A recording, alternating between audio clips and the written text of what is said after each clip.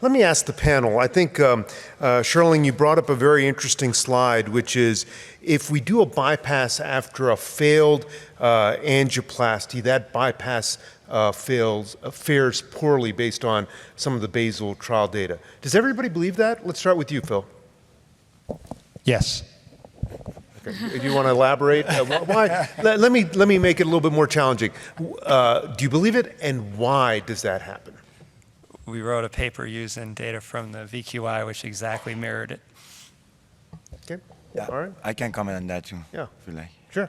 Yeah, I don't believe that, to be honest with you. And I've looked at the papers. The first paper that was published, and then there was another paper in JAHA by Dr. Kanti and others.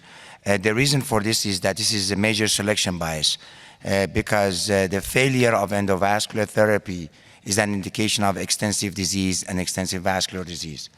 I can guarantee you that if you look at failed bypass, those patients don't fare well against those that have not had failed bypass, meaning that if you have a de novo patient, they're always going to do better than those that have a failure. That's one issue. The second thing is that there's like anything else. If you're doing endovascular procedures that are inappropriate, if you're extending the occlusion, let's say you have a SFA occlusion, and in your revascularization, you're extending that to the pop, and you're taking a situation where you're taking an option of fem above knee to a fem below knee for the future, yes, you're going to hurt that patient. So just because folks are doing inappropriate endovascular procedures, it doesn't really prove the concept that if you do endo first and if that fails, that's a bad thing.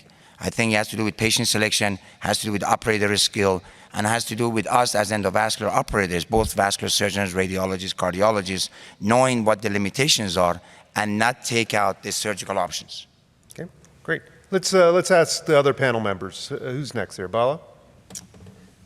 I think that there may be like Mehdi said, that there may be a distal target migration, especially when there is extensive endovascular approach taken first. So say it's a problem that's limited to the above knee pop, but then when you recanalize, you enter into the below knee pop. Then when you do the bypass next, you're looking at going to a tibial artery, and those probably don't do as well. So that may be a possibility that is leading to worse outcomes. So there may be a distal target migration. So Tino, if everybody does a perfect endoluminal procedure, we don't harm the future bypass. Do you agree? I mean, I think that's the whole concept of the endovascular approach and trying to keep your options available. And a lot of times, if a surgical option was available to start with, I think that's really important that is known so that you know not to lose those options. How about you, Sam? Justin, different issue. Are we missing some microembolization during some of these procedures? Possibly, but I think the thing we're not also talking about is patient factors. So we're talking about anatomical factors of failure and distal disease, but most people, or a lot of people, even if they failed endovascular approach with risk factor modification, exercise programs and things, don't necessarily need other procedures. So a lot of failed endovascular, quote unquote, procedures are ongoing patient misbehavior. Yeah, I think I agree completely with Mehdi that this is major selection bias, and a lot of times the bypass is done in a salvage situation, which skews your outcomes. And then, to speak to your microembolization, you may have some secondary to the procedure, but you also have, if patients fail an endovascular approach, they often may have microvascular disease to begin with that wasn't treated, and it's not going to be treated with bypass either. This is why trials like Stop PAD were started, and that, where you're using stem cells to try to improve microvascular flow.